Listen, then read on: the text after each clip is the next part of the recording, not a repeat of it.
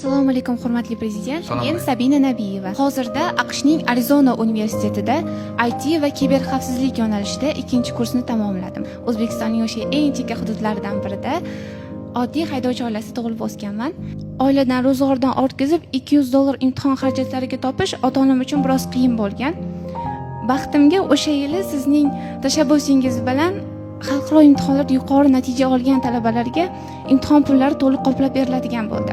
Men bundan yanada kuchga to'lib 16 yoshimda 7,5 ballni qo'lga kiritganman va o'shanda $200 oilamiz byudjetiga qaytib kelgani bizni juda ham xursand qilgan.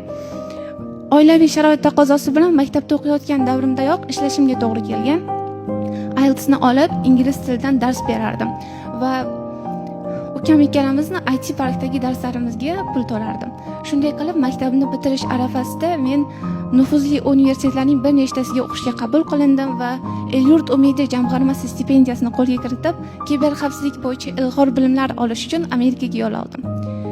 Bilasizmi, hurmatli prezident, Amerikada o'qib yurgan paytimda sizni G'afur o'g'lamning "Siz axir osmonni olmoqchi bo'lsangiz, men uchun yelkamni tutib bermang" degan gaplarni takrorlaganingizni eshitib yig'lab yuborganman, chunki o'tgan yili San-Fransisko shahrida bo'lib o'tgan dunyodagi eng katta hakaton Calhex'da qatnashib g'olib bo'lgan birinchi o'zbek qizi bo'ldim.